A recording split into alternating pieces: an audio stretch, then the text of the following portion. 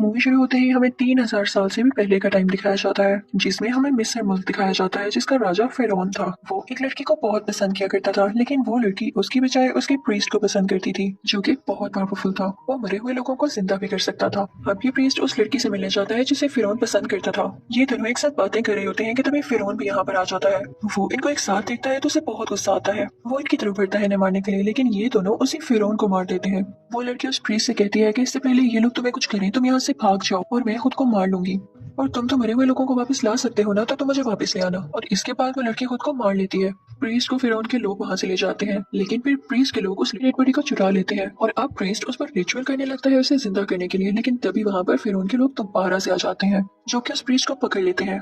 वो सोचते हैं कि हम प्रीस्ट को बहुत बुरी सजा देंगे ताकि तुम्हारा कोई भी ऐसी गलती ना कर सके। वो प्रीस्ट को पकड़कर जिंदा ही मम्मी में बदल देते हैं। जब वो लोग उसके पूरे जिस्म पर पट्टियां बांध देते हैं तो वो लोग उसके ताबूत में बहुत ही खतरनाक कीड़े छोड़ देते हैं, जो कि चंद ही लम्हों में उसकी पूरी की पूरी बॉडी खा जाने वाले थे। और फिर उसके ताबूत को बहुत ही खास किस्म की चाबी से बंद कर दिया जाता है और ये कहा जाता है कि अगर कोई भी ताबूत खोलेगा तो ये कर्ज बनकर हम पर आएगा। यानी अगर प्रीस्ट आजाद हो गया, इसकी सोल बाहर आ गई, तो हर तरफ तबाही मच जाएगी। और फिर प्रीस्ट की ताबूत को बहुत ही बड़े स्टैचू के नीचे दफना दिया जाता है, बहुत ही ज्यादा गहराई में, जिसे कोई भी नहीं खोद सकता था। इसी तरह वक्त गुजरता गया, कई साल बीत गए। पूरा शहर नीचे होता जा रहा था, मिट्टी के नीचे आता जा रहा था। और वो स्टेचू जो कभी काफी ऊंचा हुआ, वो भी अब छोटा हो गया था।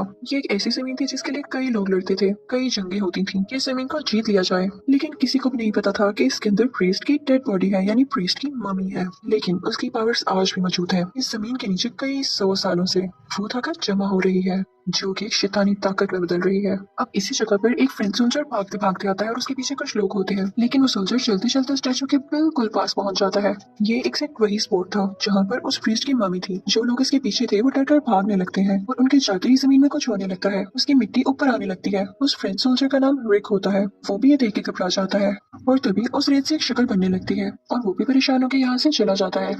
फिर 3 साल गुजर जाते हैं और हम एक लड़की को देखते हैं जो कि इजिप्टोलॉजिस्ट थी, यानी ऐसी लड़की जो कि इजिप्ट पर रिसर्च कर रही थी, इजिप्ट के बारे में स्टडी कर रही थी और उनकी जुबान भी सीख रही थी। और अब उसे काफी हद तक ये चीजें समझ आने लगी थी। उसका नाम एवलिन था। एक दिन एवलिन का भाई उसके पास आता है और उसे कोई चीज देता है, ये बताते हुए कि ये मुझे खुदाई करते हुए मिली है, क्योंकि वो जानता था कि उसकी बहन को ऐसी चीजें देखने का काफी शौक था। एवलिन उसको थोड़ा बहुत चेक करने लगती है और वो खुल जाता है। इनफैक्ट ये उसी ताबूत की की थी जिसमें वो फ्री जमीन के नीचे कई सालों से दबा हुआ था। उस बड़ी सी की के अंदर एक मैप भी होता है जो कि उसी जगह का था। एवेलिन ये देख के काफी एक्साइटेड होती है और उस लाइब्रेरी की बॉस के पास जाती है जहाँ पर वो काम किया करती थी। वो उनको वो मैप दिखाती है और कहती है कि क्या आप मेरी हेल्प कर सकते हैं। लेकिन उसका बॉस उससे कहता है कि नहीं, वहाँ पर जाना किसी खतरे से खाली नहीं है, क्योंकि अगर एक बार कोई वहाँ पर चला जाए तो वो वापस लौट कर नहीं आता। वो उसे रोकने के लिए कहता है कि वैसे भी ये बनी बनाई जगह है, ऐसी कोई जगह ही नहीं होती। तो एवेलिन उनसे कहती है तो फिर ये भी रूमर होगी कि जो भी जाता है वो मर के ही वापस आता है, मुझे प्लीज जाना है वहीं पर। फिर वहाँ पर एवेलिन का भाई आ जाता है। तो एवेलिन उससे कहती है कि मुझे सच में बताओ तुम्हें ये की कहाँ से मिली। तो वो बताता है कि मैंने इसे किसी आदमी से चुराया है। वो एक फ्रेंच सोल्जर था और अब जेल में है। वो दोनों जेल में उस आदमी से मिलने के लिए जाते हैं, यानी रिक से। वो रिक से उस जगह के बारे में पूछने लगते हैं, लेकिन रिक उनसे कहता है कि एक शर्त पे मैं तुम्हारी मदद करूंगा। वो ये कि आज मुझे फांसी होने वाली है, अगर तुम मुझे फांसी से बचा लो तो मैं तुम्हें वहां पर ले जाऊंगा। जो आदमी उसे फांसी देने वाला होता है, एवेलिन उससे कहती है कि मैं तुम्हें कुछ पैसे दूंगी। वो पैसे हमें खजाना ढूंढ कर मिलेंगे जिसका पता सिर्फ और सिर्फ रिक को पता है। तो वो आदमी लालच में रिक को छोड़ देता है और अब वो तीनों जाते हैं उस जगह की तरफ। वो लोग शिप में होते हैं तो देखते हैं कि बाकी लोग भी उस खजाने की तलाश में वहीं पर जा रहे हैं। एवेलिन रिक से कहती है कि उस जगह पर एक बुक भी दफन है, उसके अंदर काफी मैजिक्स लिखे हुए हैं। फिर हम देखते हैं कि ये लोग उस जगह पर पहुंच जाते हैं। वहां जाकर एवेलिन इनको वो स्टैचू दिखाती है और कहती है कि इसका आधा हिस्सा जमीन के नीचे है। हम वो सब मिलकर जमीन के नीचे जाते हैं उस जगह पर जहाँ पर इस स्टैचू का आधा हिस्सा था और उस जगह पर काफी अंधेरा होता है। एवेलिन वहां पर लगा एक शीशा ऊपर गिरती है, जिस पर सूरज की रोशनी पड़ते ही बाकी शीशों पर भी वो रोशनी रिफ्लेक्ट होने लगती है, जिसकी वजह से वहां पर रोशनी हो जाती है। अब एवेलिन, उसके भाई और रिक के अलावा उनके साथ वो आदमी भी होता है जो कि रिक को फांसी देने वाला था और उसे रोक लिया गया था। वो एक जगह देखता है कि कुछ बहुत ही कीमती पत्थर लगे हुए हैं। जब वो उन पत्थर को हाथ लगाता है तो उनमें से एक पत्थर टूट जाता है और उसके अंदर कीड़ा निकलता है जो कि उसकी बॉडी में एंटर हो जाता है। उसे बहुत पेन होती है और वो एक दीवार में अपना सर दे मारता है, जिसकी वजह से उसकी डेथ हो जाती है। ये सीन बहुत ही क्रीपी था। अब ये लोग रात के वक्त आग के पास बैठ जाते हैं। फिर तभी वहां पर दूसरे ग्रुप को भी देखते हैं जो कि वहां पर खजाने की तलाश में आया था। वो लोग बैठकर ये डिसाइड कर रहे होते हैं कि जो भी खजाना मिलेगा हम उसे डिवाइड कर लेंगे। लेकिन तभी कुछ लोग उन पर अटैक कर देते हैं और वो लोग कोई और नहीं बल्कि फिरौन के गार्ड्स थे जो कि इस जगह को प्रोटेक्ट कर रहे थे। उस ग्रुप का एक लीडर होता है जो कि इन सब से कहता है कि मैं तुम्हें एक और दिन दे रहा हूँ, उसके बाद तुम लोग यहाँ से हमेशा हमेशा के लिए चले जाना, क्योंकि मैं नहीं जानता कि कोई प्रीस्ट की सोल को आजाद करे और वो पूरी दुनिया में तबाही मचा दे। लेकिन वो दोनों ग्रुप इसकी एक नहीं सुनते और अगले दिन फिर से खजाने की तलाश करने लगते हैं। दूसरे ग्रुप को एक ट्रेजर बॉक्स मिलता है। देखने में तो लग रहा था कि इसके अंदर कोई सोना होगा, कोई ज्वेल्स होंगे, लेकिन ऐसा नहीं था। उस बॉक्स के बाहर एक किस्म की वार्निंग लिखी हुई थी कि किसी ने भी मरे हुए इंसान को जिंदा किया तो वो इनका कर्स बन जाएगा जो इन पर ही बढ़ जाएगा। वो कहता है कि जो कोई भी इस बॉक्स को खोलेगा वो प्रीस्ट की सोल इसे मार देगी और फिर उसके बाद उनका खून चूस के इस दुनिया में आ जाएगा कब्जा करने के लिए। लेकिन वो सब कहते हैं कि ये बात फजूल है, ऐसा कुछ नहीं होता और इसी के साथ वो लोग बॉक्स खोल लेते हैं। उसके अंदर एक बुक होती है। ये वही बुक थी जो कि प्रीस्ट उस लड़की को जिंदा करने के लिए पढ़ रहा था। उस पर एक ऐसी जगह बनी थी जिसमें एवेलिन के पास में जो चाबी लग सकती थी। वो लोग बैठे होते हैं कि ऊपर से ताबूत आकर गिरता है और जब वो ताबूत को देखते हैं तो उस पर भी सेम निशान होता है जिसमें वो की लगी जा सकती थी। वो उस ताबूत को खोलते हैं और उसमें से काफी धुआं निकलता है और साथ ही उस प्रीस्ट की गली हुई काली सी डेड बॉडी भी। एवेलिन कहती है कि मैंने आज तक ऐसी डेड बॉडी नहीं देखी। जब रात को सारे सो रहे होते हैं तो एवेलिन वो बुक रिक के पास लेकर आती है और उससे कहती है कि ये वो बुक नहीं जो मुझे चाहिए। हो सकता है कि ये किसी ब्लैक मैजिक की या किसी स्पेल्स की बुक हो। वो अपने पास में जो चाबी से उसको खोलने लगती है और उसमें कुछ स्पेल्स लिखे होते हैं कि जो मर चुका है वो वापस आ जाए।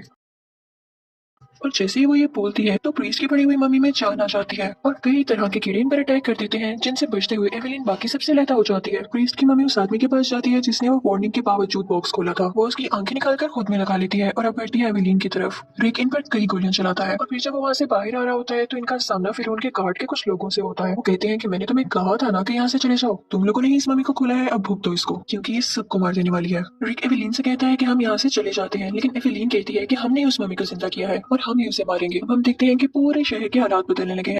आसमान से आग बरसने लगती है और हर चीज तबाह होने लगती है। मम्मी उस आदमी के पास जाती है जिसकी उसने आंखें ली थी और फिर वो उसकी स्किन भी ले लेती है, उसका सारा खून लेती है। ये सारी मिलकर उस जगह पर जाती हैं जहाँ पर ये मम्मी होती है और रेक उस पर काफी फायरिंग करता है लेकिन इसका उस पर कोई असर नहीं हो रहा होता। उसे गोलियों से कोई फर्क नहीं पड़ रहा होता। लेकिन तभी वहाँ पर एक बिल्ली आ जाती है जिसे देखकर वो मम्मी डर जाती है। कितनी अजीब बात थी ना ये। और उन लोगों को भी नहीं समझ आ रहा होता कि आखिर ये हुआ क्या। रेक उन लोगों के पास जाता है जो कि फिर उनके गार्ड्स थे और जो इस जगह का ख्याल रखते थे। वो इनसे पूछता है कि आखिर वो बिल्ली से क्यों डर रहा था। तो वो बताते हैं कि बिल्लियां भी हमारे साथ इस जगह को प्रोटेक्ट करती है और वो भी समझता है कि ये बिल्लियां उस पर अटैक कर देंगी इसलिए वो उनसे डरता है। लेकिन एक बार वो जब पावरफुल हो गया तो वो फिर इन बिल्लियों से भी नहीं डरा करेगा। वो लोग समझ जाते हैं कि प्रीस्ट की मम्मी उन लोगों को मार के ही चैन लेगी जिन्होंने वो बॉक्स खोला और उन 4 लोगों में से एक को तो ये पहले ही मार चुका था। एवेलिन उस जगह के गार्ड्स को ये बताती है कि जब उस प्रीस्ट की मम्मी ने सबसे पहली बार मुझे देखा तो पता है उसने मुझे किस नाम से बुलाया था। उसी नाम से जिस लड़की को फिरौन पसंद किया करता था, जिसके साथ इस प्रीस्ट का रिलेशनशिप था। तो वो लोग यानी इस जगह के गार्ड्स उसे कहते हैं कि ये तो बहुत बुरा हुआ। उसने जिंदा होने के बाद सबसे पहला जो काम करना था वो ये था कि जिस लड़की को वो पसंद करता था वो इस दुनिया में वापस लेकर आना चाहता था और इसके लिए वो तुम्हें सेक्रीफाइस करेगा। इसीलिए वो तुम्हें उस नाम से पुकार रहा था। लेकिन तुमसे पहले वो उन 3 लोगों को मारेगा। लेकिन उन 3 लोगों में से एक आदमी वहाँ से भाग जाता है और उसी के पास वो मैजिकल स्पेल्स वाली बुक होती है जो कि प्रीस्ट को चाहिए थी उस लड़की को जिंदा करने के लिए जिसे वो पसंद करता था। रेक अपने कुछ साथियों के साथ उस आदमी का पीछा करने जाता है लेकिन वो देखता है कि प्रीस्ट की मम्मी पहले से ही वहाँ पर है और उसे मारकर वो किताब हासिल कर चुकी है। प्रीस्ट वहाँ से सीधा दूसरे आदमी के पास जाता है, वो उसे भी मार देता है और अब प्रीस्ट की बॉडी और शक्ल पहले से काफी बेहतर थी। यानी अब वो किसी भी एंगल से मम्मी या डेड बॉडी नहीं लग रहा था। वो एवेलिन के कमरे में रेत बनकर जाता है, उसके पास बैठ जाता है और अभी सोच रहा होता है उसे उठाने का कि तभी वहाँ पर रिक आ जाता है दरवाजा तोड़कर। उसके हाथ में बिल्ली होती है क्योंकि वो जानता था कि ये प्रीस्ट बिल्लियों से डरता है। रिक एवेलिन को बचा लेता है और फिर उसे कहता है कि जिस तरह से एक बुक से इस दुनिया में वापस लाया गया तो उसी तरह दूसरी बुक से जो तुम चाह रही हो उसको वापस भी भेजा जा सकता है। लेकिन वो बुक मिलेगी कहाँ पर। एवेलिन उस दौरान काफी रिसर्च करती है तो उसे पता चलता है कि जैसे वो बुक बहुत बड़े स्टेप नीचे थी प्रीस्ट की डेड बॉडी के पास ही, उसी तरह वो गोल्डन बुक जो वो हासिल करना चाह रही है वो किसी दूसरे स्टैचू के नीचे दबी हुई है जो कि उस जगह की दूसरी तरफ है। लेकिन जैसे ये लोग वहाँ पर जाने लगते हैं तो देखते हैं कि वहाँ के सारे लोग उस प्रीस्ट के गुलाम बन चुके हैं क्योंकि वो जानते हैं कि वो वापस आ चुका है और अगर उसके सामने इनकार किया तो वो इनको मार डालेगा। अब वो प्रीस्ट बढ़ता है एवेलिन की तरफ और उससे कहता है कि मेरा हाथ थाम लो, सब कुछ ठीक हो जाएगा। और एवेलिन को ऐसा ही करना पड़ता है, वो उसका हाथ थाम लेती है। लेकिन उसने झूठ कहा होता है। वो एवेलिन को अपने साथ ले जाता है और ऑर्डर देता है कि बाकी लोगों को मार दिया जाए। लेकिन रेक और उसके साथी किसी तरह से अपनी जान बचा के वहाँ से चले जाते हैं कुछ करने के लिए। ये कहते हैं कि जल्द से जल्द हमें उस दूसरे स्टैचू को ढूंढना होगा ताकि हम वो बुक ढूंढकर उसको वापस भेज सकें। दूसरी तरफ वो प्रीस्ट कुछ मम्मी को जिंदा करता है और उसे रिक की तरफ भेज देता है ताकि उसे बुक ढूंढने से रोके। लेकिन रिक जैसे तैसे करके उस बुक तक पहुंच जाता है और फाइनली उसे वो बुक मिल जाती है। दूसरी तरफ हम देखते हैं कि प्रीस्ट उस लड़की को ला चुका था इस दुनिया में जिसे वो पसंद करता था। उसने उसकी मम्मी में जान भी डाल दी थी जो कि अब मूव कर पा रही थी। लेकिन साथ ही साथ उसकी बॉडी को ठीक करने के लिए उसे एवेलिन की सेक्रीफाइस चाहिए था। यानी वो एवेलिन की बॉडी से उसकी सोल लेकर उस लड़की में डालना चाहता था। लेकिन उसका ऐसा कुछ करने से पहले ही एवेलिन का भाई वहाँ पर आ जाता है उस गोल्डन बुक के साथ। लेकिन अब मसला ये था कि उस गोल्डन बुक को जो चाबी लगनी थी वो एवेलिन से उस प्रीस्ट ने ले ली थी। वहाँ पर मम्मीज की और आर्मी आने लगती है। तभी एवेलिन अपने भाई से कहती है कि उस बुक पर लिखे हुए स्पेल्स पढ़ो ताकि हम इनको हरा सकें। रिक उन सब लोगों से लड़ता है, यानी उन मम्मीज की आर्मी से, और एवेलिन को साथ करा देता है। लेकिन तभी पीछे से उस लड़की की मम्मी आती है जिसे वो प्रीस्ट पसंद करता था। वो एवेलिन पर अटैक करने लगती है। दूसरी तरफ वो मम्मी आर्मी रिक के पीछे पड़ी होती है, लेकिन एवेलिन का भाई भी वो स्पेल पढ़ने से रुकता नहीं है और फाइनली वो आर्मी रुककर उसकी बात मानने लग जाती है। एवेलिन का भाई उस मम्मी आर्मी को ऑर्डर देता है कि प्रीस्ट इस लड़की को पसंद करता है, उसे मार दो, और वो आर्मी ऐसा ही करने लगती है। प्रीस्ट को बहुत गुस्सा आता है और वो एवेलिन के भाई के पास जाके उसकी गर्दन पकड़ लेता है, लेकिन पीछे से रिक आकर उस प्रीस्ट पर अटैक कर देता है और उसी दौरान एवेलिन का भाई उस प्रीस्ट से वो चाबी भी छीन लेता है। और दूसरी तरफ एवेलिन का भाई वो बुक और चाबी लेकर अपनी बहन के पास जाता है और वो दोनों वो बुक खोल लेते हैं। और अब प्रीस्ट बढ़ रहा होता है रिक की तरफ उसे मारने के लिए, लेकिन तभी एवेलिन उस बुक में से कुछ स्पेल्स पढ़ने लगती है। तभी कुछ इनविजिबल एनिमल्स आते हैं जो कि बहुत सारी पावर्स रखते थे। वो प्रीस्ट की बॉडी में से गुजर कर जाते हैं, जो कि प्रीस्ट की सारी एनर्जी, सारी पावर अपने साथ ले जाते हैं। और अब प्रीस्ट एक नॉर्मल इंसान था। रिक उसे अपनी तलवार से मार डालता है और प्रीस्ट के मरते ही वहाँ पर मौजूद सारे दरवाजे बंद होने लगते हैं। अब एवेलिन का भाई और रिक जैसे तैसे करके वहाँ से बाहर आते हैं भागते हुए, और उनके बाहर निकलते ही वो पूरी जगह जमीन के अंदर चली जाती है। लास्ट सीन में हम देखते हैं कि जिन ऊँटों पर ये लोग जा रहे होते हैं उन ऊँटों पर काफी ज्यादा खजाना भी होता है। यानी इस बात का ये मतलब है कि ये लोग अपने साथ काफी ज्यादा खजाना भी ले आए थे। वहाँ पर उस जगह के गार्ड्स, यानी जो फिरौन के गार्ड्स होते हैं, वो उनका शुक्रिया अदा करते हैं।